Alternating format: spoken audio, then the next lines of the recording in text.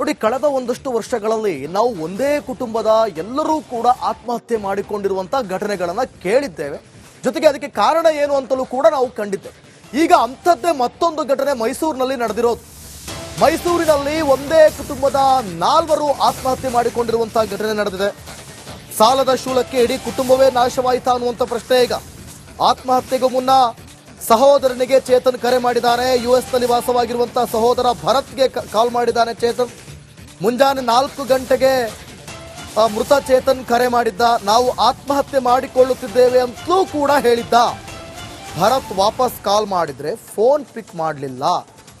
ಚೇತನ್ ಪತ್ನಿಯ ತಾಯಿಗೆ ಕರೆ ಮಾಡಿದ್ದ ಭರತ್. ತುರ್ತಾಗಿ ಅಪಾರ್ಟ್ಮೆಂಟ್ಗೆ ಹೋಗುವಂತ ಹೇಳಿದ್ರು.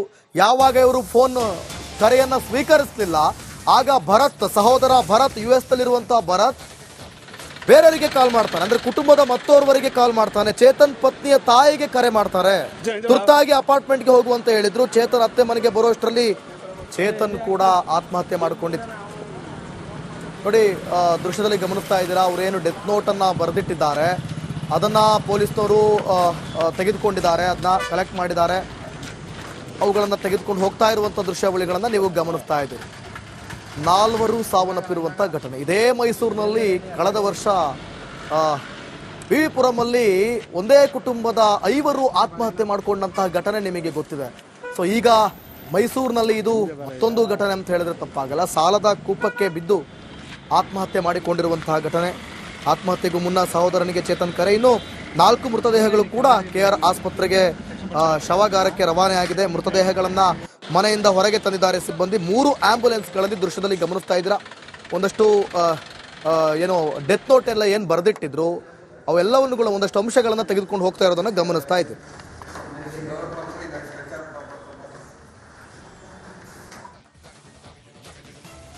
ಈ ಬಗ್ಗೆ ಮತ್ತಷ್ಟು ಮಾಹಿತಿಯನ್ನು ಕೊಡ್ತಾರೆ ನಮ್ಮ ಪ್ರತಿನಿಧಿ ವಿನೋದ್. ಲೈವ್ ನಲ್ಲಿ ಜಾಯ್ನ್ ಆಗ್ತಿದ್ದಾರೆ. ವಿನೋದ್, ಇದು ಮೈಸೂರಿನಲ್ಲಿ 2ನೇ ಘಟನೆ ನಿಮಗೆ ಗೊತ್ತಿದ್ದಂಗೆ.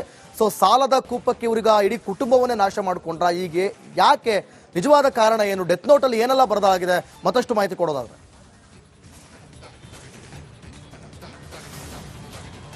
ದಿವ್ಯತ್, ಈಗಾಗಲೇ ಮೈಸೂರಿನ ವಿದ್ಯಾರಣ್ಯಪುರ ಇರುವಂತಹ ಖಾಸಗಿ ಅಪಾರ್ಟ್ಮೆಂಟ್ ಅಲ್ಲಿ ಚೇತನ್ ಅವರ ಕುಟುಂಬ ವಾಸವನ್ನ ಮಾಡ್ತಾ ಇತ್ತು. ಆ ಒಂದು ಅಪಾರ್ಟ್ಮೆಂಟ್ ನಲ್ಲಿ 2 ಅಪಾರ್ಟ್ಮೆಂಟ್ ರೂಮ್ಸ್ ಗಳನ್ನ ತೆಗೆದುಕೊಂಡಿತ್ತು. ಒಂದು ಅವರ ಕುಟುಂಬ ಇತ್ತು, ಮತ್ತೊಂದರಲ್ಲಿ ಅವರ ತಾಯಿ ಕೂಡ ಇದ್ರು. ಈ 2 ಮನೆಗಳಲ್ಲೂ ಕೂಡ ಅವರು ಆಗಾಗ ಬಂದು ಅವರ ತಾಯಿ ಹೋಗ್ತಾ ಇದ್ರು. ಕಳೆದ ಹಲವು ವರ್ಷಗಳಿಂದಲೂ ಕೂಡ ಏನು ಚೇತನ್ ಹೊರದೇಶಗಳಿಗೆ ಆ ಜನರನ್ನ ಕಳಿಸುವಂತಹ ಲೇಬರ್ ಕಾಂಟ್ರಾಕ್ಟ್ ಅನ್ನು ತೆಗೆದುಕೊಂಡಿದ್ರು. ಇದರಲ್ಲಿ ಸಾಕಷ್ಟು ನಷ್ಟವನ್ನು ಅನುಭವಿಸಿದ್ರು, ಜೊತೆಗೆ ಸಾಕಷ್ಟು ಸಾಲವನ್ನು ಮಾಡ್ಕೊಂಡಿದ್ರು ಅಂತ ಹೇಳಿ ಈಗ ಸಿಗ್ತಿರುವಂತಹ ಮಾಹಿತಿಗಳು. ಈಗಾಗಲೇ ಅತಿ ಹೆಚ್ಚು ಸಾಲ ಆದ ಕಾರಣಕ್ಕಾಗಿ ಇವತ್ತು ಮುಂಜಾನೆ ಸುಮಾರು 4 ಗಂಟೆಗೆ ಸುಮಾರಿಗೆ US ನಲ್ಲಿರುವಂತಹ ಅವರ ಸಹೋದರ ಭರತ್ ಅವರು ಕಾಲ್ ಮಾಡಿ, ನಾನೀಗ ಆತ್ಮಹತ್ಯೆ ಮಾಡ್ಕೊಳ್ತಾ ಇದೀವಿ ಅಂತ ಹೇಳಿ ಒಂದು ವಾಯ್ಸ್ ಮೆಸೇಜ್ ಕಳಿಸಿರ್ತಾರೆ. ತದನಂತರ ಅವರು ಕೂಡ ಏನೋ ಮೈಸೂರಿನಲ್ಲಿರುವಂತಹ ಕೋಪುರಲ್ಲಿರುವಂತಹ ಅವರ ಸಂಬಂಧಿಕರಿಗೆ ವಿಷಯ ಮುಟ್ಟಿಸ್ತಾರೆ. ತತ್ಕ್ಷಣದಲ್ಲಿ 5 ಗಂಟೆ ಸುಮಾರಿಗೆ ಅವರು ಬಂದು ಚೆಕ್ ಮಾಡೋಷ್ಟರಲ್ಲಿ ಚೇತನ್ ಲೇಳಿಗೆ ಶರಣಾಗಿರ್ತಾರೆ. ಇನ್ನು 3 ಅವರ ಮಗ ಮತ್ತು ಅವರ ತಾಯಿ ಮತ್ತು ಅವರ ಪತ್ನಿ 4 ಕೂಡ ಈಗಾಗಲೇ ಆತ್ಮಹತ್ಯೆಗೆ ಶರಣಾಗಿ ಮೃತಪಟ್ಟಿರ್ತಾರೆ. ಅವರು ಡೆತ್ ನೋಟ್ ಅಲ್ಲೂ ಕೂಡ ಬಹಳ ಸ್ಪಷ್ಟವಾಗಿ ಬರೆದಿರುವಂತದ್ದು, ನನ್ನ ಸಾವಿಗೆ ಯಾರು ಕೂಡ ಕಾರಣ ಅಲ್ಲ, ಯಾರಿಗೂ ಕೂಡ ತೊಂದರೆ ಎಲ್ಲ ಕೊಡಬೇಡಿ, ಅತಿಯಾದ ಸಾಲದಿಂದಾಗಿ ನಾನು ಸಾವನ್ನಪ್ತಾ ಇದ್ದೀವಿ ಅಂತ ಹೇಳಿ ಒಂದು ಸ್ಪಷ್ಟವಾದಂತಹ ಡೆತ್ ನೋಟ್ ಅನ್ನು ಬರೆದಿಟ್ಟಿದ್ದಾರೆ. ಈಗ ಡೆತ್ ನೋಟ್ ಅನ್ನು ಕೂಡ ಪೊಲೀಸರು ಸೀಸ್ ಅನ್ನು ಮಾಡಿದ್ದಾರೆ. ಇನ್ನು ಈಗಾಗಲೇ ಆ ಸ್ಥಳಕ್ಕೆ ಬೆಳೆಸು ತಗಲಿರ್ಬೋದು, FSL ತಂಡ ಎಲ್ಲರೂ ಕೂಡ ಬಂದು ಸಾಕಷ್ಟು ತನಿಖೆ ನಡೆಸಿದೆ. ಈಗಾಗಲೇ ಅವರ ಕುಟುಂಬಸ್ಥರಿಂದ ಸಾಕಷ್ಟು ಮಾಹಿತಿಗಳು ಪಡ್ಕೊಂಡಿದೆ. ಜೊತೆಗೆ ಈಗ ಸ್ಪಷ್ಟವಾಗಿ ಗೊತ್ತಾಗ್ತಾ ಇರುವಂತದ್ದು, ಅತಿಯಾದ ಸಾಲದಿಂದಾಗಿ ಈ 4 ಕೂಡ ಆತ್ಮಹತ್ಯೆ ಮಾಡಿಕೊಂಡಿರುವಂತದ್ದು ಬಹಳ ಸ್ಪಷ್ಟವಾಗಿ ಗೊತ್ತಾಗ್ತಾ ಇದೆ. ಇಲ್ಲಿ ಚೇತನ್ ಅವರ ಕುಟುಂಬಸ್ಥರು ಕೂಡ US ಇಂದ ಬರಬೇಕಾದ ಕಾರಣಕ್ಕಾಗಿ ಈಗಾಗಲೇ ಅವರ 4 ಮೃತದೇಹಗಳನ್ನ ಮಾರ್ಚರಿಗೆ ಶಿಫ್ಟ್ ಮಾಡಲಾಗಿದೆ. ಅವರು ಬಂದ ನಂತರದಲ್ಲಿ ಏನೋ ಪೋಸ್ಟ್ ಮಾರ್ಟಮ್ ಮಾಡಿದ ನಂತರದಲ್ಲಿ ಅಂತ್ಯ ಸಂಸ್ಕಾರ ನೆರವೇರಿಸಲಾಗುತ್ತೆ ಅಂತ ಹೇಳಿ ಕುಟುಂಬಸ್ಥರು ಕೂಡ ಮಾಹಿತಿಯನ್ನು ಕೊಡ್ತಾ ಇರುವಂತದ್ದು. ದಿವ್ಯತ್, ಥ್ಯಾಂಕ್ ಯು ವಿನೋದ್ ನಿಮ್ಮೆಲ್ಲ ಮಾಹಿತಿಗಾಗಿ.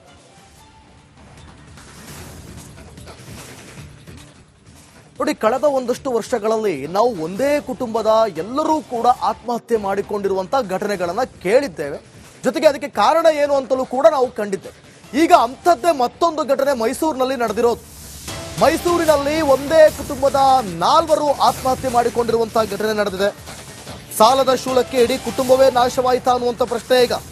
ಆತ್ಮಹತ್ಯೆಗೂ ಮುನ್ನ ಸಹೋದರನಿಗೆ ಚೇತನ್ ಕರೆ ಮಾಡಿದ್ದಾನೆ. US ನಲ್ಲಿ ವಾಸವಾಗಿರುವಂತಹ ಸಹೋದರ ಭರತ್ಗೆ ಕಾಲ್ ಮಾಡಿದ್ದಾನೆ ಚೇತನ್. ಮುಂಜಾನೆ 4 ಗಂಟೆಗೆ ಮೃತ ಚೇತನ್ ಕರೆ ಮಾಡಿದ್ದ. ನಾವು ಆತ್ಮಹತ್ಯೆ ಮಾಡಿಕೊಳ್ಳುತ್ತಿದ್ದೇವೆ ಅಂತಲೂ ಕೂಡ ಹೇಳಿದ್ದ.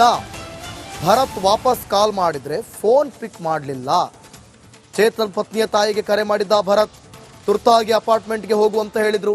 ಯಾವಾಗ ಇವರು ಫೋನ್ ಕರೆಯನ್ನ ಸ್ವೀಕರಿಸಲಿಲ್ಲ, ಆಗ ಭರತ್ ಸಹೋದರ ಭರತ್ US ನಲ್ಲಿರುವಂತಹ ಭರತ್ ಬೇರೆಯವರಿಗೆ ಕಾಲ್ ಮಾಡ್ತಾನೆ, ಅಂದ್ರೆ ಕುಟುಂಬದ ಮತ್ತೋರ್ವರಿಗೆ ಕಾಲ್ ಮಾಡ್ತಾನೆ. ಚೇತನ್ ಪತ್ನಿಯ ತಾಯಿಗೆ ಕರೆ ಮಾಡ್ತಾರೆ. ತುರ್ತಾಗಿ ಅಪಾರ್ಟ್ಮೆಂಟ್ಗೆ ಹೋಗುವಂತ ಹೇಳಿದ್ರು. ಚೇತನ್ ಅತ್ತೆ ಮನೆಗೆ ಬರೋಷ್ಟರಲ್ಲಿ ಚೇತನ್ ಕೂಡ ಆತ್ಮಹತ್ಯೆ ಮಾಡಿಕೊಂಡಿದ್ರು. ನೋಡಿ, ದೃಶ್ಯದಲ್ಲಿ ಗಮನಿಸ್ತಾ ಇದ್ದೀರಾ, ಅವರೇನು ಡೆತ್ ನೋಟ್ ಅನ್ನ ಬರೆದಿಟ್ಟಿದ್ದಾರೆ, ಅದನ್ನ ಪೊಲೀಸ್ನವರು ತೆಗೆದುಕೊಂಡಿದ್ದಾರೆ, ಅದನ್ನ ಕಲೆಕ್ಟ್ ಮಾಡಿದ್ದಾರೆ. ಅವುಗಳನ್ನು ತೆಗೆದುಕೊಂಡು ಹೋಗ್ತಾ ಇರುವಂಥ ದೃಶ್ಯಾವಳಿಗಳನ್ನು ನೀವು ಗಮನಿಸ್ತಾ ಇದ್ದೀರಿ. 4 ಸಾವನ್ನಪ್ಪಿರುವಂಥ ಘಟನೆ ಇದೇ ಮೈಸೂರಿನಲ್ಲಿ. ಕಳೆದ ವರ್ಷ ವಿವಿಪುರಮಲ್ಲಿ ಒಂದೇ ಕುಟುಂಬದ 5 ಆತ್ಮಹತ್ಯೆ ಮಾಡಿಕೊಂಡಂತಹ ಘಟನೆ ನಿಮಗೆ ಗೊತ್ತಿದೆ. ಸೊ ಈಗ ಮೈಸೂರಿನಲ್ಲಿ ಇದು ಮತ್ತೊಂದು ಘಟನೆ ಅಂತ ಹೇಳಿದ್ರೆ ತಪ್ಪಾಗಲ್ಲ. ಸಾಲದ ಕೂಪಕ್ಕೆ ಬಿದ್ದು ಆತ್ಮಹತ್ಯೆ ಮಾಡಿಕೊಂಡಿರುವಂತಹ ಘಟನೆ. ಆತ್ಮಹತ್ಯೆಗೂ ಮುನ್ನ ಸಹೋದರನಿಗೆ ಚೇತನ್ ಕರೆ. ಇನ್ನು 4 ಮೃತದೇಹಗಳು ಕೂಡ KR ಆಸ್ಪತ್ರೆಗೆ ಶವಾಗಾರಕ್ಕೆ ರವಾನೆ ಆಗಿದೆ. ಮೃತದೇಹಗಳನ್ನು ಮನೆಯಿಂದ ಹೊರಗೆ ತಂದಿದ್ದಾರೆ ಸಿಬ್ಬಂದಿ. 3 ಆಂಬ್ಯುಲೆನ್ಸ್ಗಳಲ್ಲಿ ದೃಶ್ಯದಲ್ಲಿ ಗಮನಿಸ್ತಾ ಇದ್ದೀರಾ. ಒಂದಷ್ಟು ಏನೋ ಡೆತ್ ನೋಟ್ ಎಲ್ಲ ಏನು ಬರೆದಿಟ್ಟಿದ್ರು ಅವೆಲ್ಲವನ್ನು ಕೂಡ ಒಂದಷ್ಟು ಅಂಶಗಳನ್ನು ತೆಗೆದುಕೊಂಡು ಹೋಗ್ತಾ ಇರೋದನ್ನು ಗಮನಿಸ್ತಾ ಇದ್ದೀವಿ.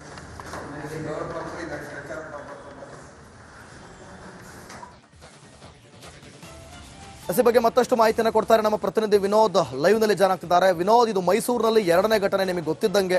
ಸೊ ಸಾಲದ ಕೂಪಕ್ಕೆ ಇವರಿಗೆ ಇಡೀ ಕುಟುಂಬವನ್ನೇ ನಾಶ ಮಾಡಿಕೊಂಡ್ರ, ಹೀಗೆ ಯಾಕೆ, ನಿಜವಾದ ಕಾರಣ ಏನು, ಡೆತ್ ನೋಟ್ ಅಲ್ಲಿ ಏನೆಲ್ಲ ಬರೆದಾಗಿದೆ, ಮತ್ತಷ್ಟು ಮಾಹಿತಿ ಕೊಡೋದಾದ್ರೆ.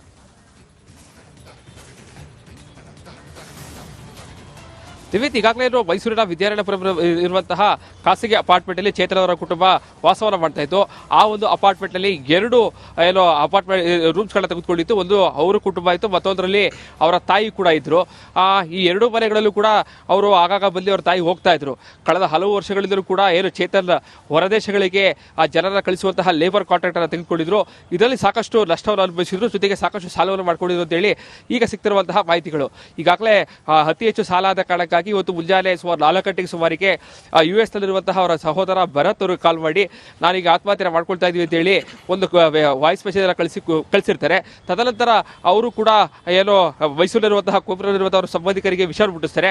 ತತ್ಕ್ಷಣದಲ್ಲಿ 5 ಗಂಟೆ ಸುಮಾರಿಗೆ ಅವರು ಬಂದು ಚೆಕ್ ಮಾಡೋಷ್ಟರಲ್ಲಿ ಚೇತನ್ ಲೇಳಿಗೆ ಶರಣಾಗಿರ್ತಾರೆ. ಇನ್ನು 3 ಅವರ ಮಗ ಮತ್ತು ಅವರ ತಾಯಿ ಮತ್ತು ಅವರ ಪತ್ನಿ 4 ಕೂಡ ಈಗಾಗಲೇ ಆತ್ಮಹತ್ಯೆಗೆ ಶರಣಾಗಿ ಮೃತಪಟ್ಟಿರ್ತಾರೆ. ಅವರು ಡೆತ್ ನೋಟಲ್ಲೂ ಕೂಡ ಬಹಳ ಸ್ಪಷ್ಟವಾಗಿ ಬರೆದಿರುವಂಥದ್ದು, ನನ್ನ ಸಾವಿಗೆ ಯಾರು ಕೂಡ ಕಾರಣ ಅಲ್ಲ, ಯಾರಿಗೂ ಕೂಡ ತೊಂದರೆ ಎಲ್ಲ ಕೊಡಬೇಡಿ, ಅತಿಯಾದ ಸಾಲದಿಂದಾಗಿ ನಾನು ಸಾವನ್ನಪ್ತಾ ಇದ್ದೀವಿ ಅಂತ ಹೇಳಿ ಒಂದು ಸ್ಪಷ್ಟವಾದಂತಹ ಡೆತ್ ನೋಟ್ ಅನ್ನು ಬಂದಿಟ್ಟಿದ್ದಾರೆ. ಈಗ ಡೆತ್ ನೋಟ್ ಅನ್ನು ಕೂಡ ಪೊಲೀಸರು ಸೀಸ್ ಎಲ್ಲ ಮಾಡಿದ್ದಾರೆ. ಇನ್ನು ಈಗಾಗಲೇ ಆ ಸ್ಥಳಕ್ಕೆ ಬೆಳೆಸು ತಗಲಿರ್ಬೋದು, FSL ತಂಡ ಎಲ್ಲರೂ ಕೂಡ ಬಂದು ಸಾಕಷ್ಟು ತನಿಖೆ ನಡೆಸಿದೆ. ಈಗಾಗಲೇ ಅವರ ಕುಟುಂಬಸ್ಥರಿಂದ ಸಾಕಷ್ಟು ಮಾಹಿತಿಗಳು ಪಡ್ಕೊಂಡಿದೆ. ಜೊತೆಗೆ ಈಗ ಸ್ಪಷ್ಟವಾಗಿ ಗೊತ್ತಾಗ್ತಾ ಇರುವಂಥದ್ದು, ಅತಿಯಾದ ಸಾಲದಿಂದಾಗಿ ಈ 4 ಕೂಡ ಆತ್ಮಹತ್ಯೆ ಮಾಡಿಕೊಂಡಿರುವಂಥದ್ದು ಬಹಳ ಸ್ಪಷ್ಟವಾಗಿ ಗೊತ್ತಾಗ್ತಾ ಇದೆ. ಇಲ್ಲಿ ಚೇತನ್ ಅವರ ಕುಟುಂಬಸ್ಥರು ಕೂಡ US ಇಂದ ಬರಬೇಕಾದ ಕಾರಣಕ್ಕಾಗಿ ಆಗಲೇ ಅವರ 4 ಮೃತದೇಹಗಳನ್ನ ಮಾರ್ಚರಿಗೆ ಶಿಫ್ಟ್ ಮಾಡಲಾಗಿದೆ. ಅವರು ಬಂದ ನಂತರದಲ್ಲಿ ಏನೋ ಪೋಸ್ಟ್ ಮಾರ್ಟಮ್ ಮಾಡಿದ ನಂತರದಲ್ಲಿ ಅಂತ್ಯ ಸಂಸ್ಕಾರ ನೆರವೇರಿಸಲಾಗುತ್ತೆ ಅಂತ ಹೇಳಿ ಕುಟುಂಬಸ್ಥರು ಕೂಡ ಮಾಹಿತಿಯನ್ನು ಕೊಡ್ತಾ ಇರುವಂತದ್ದು. ಥ್ಯಾಂಕ್ ಯು ವಿನೋದ್, ನಿಮ್ಮೆಲ್ಲ ಮಾಹಿತಿಗಾಗಿ.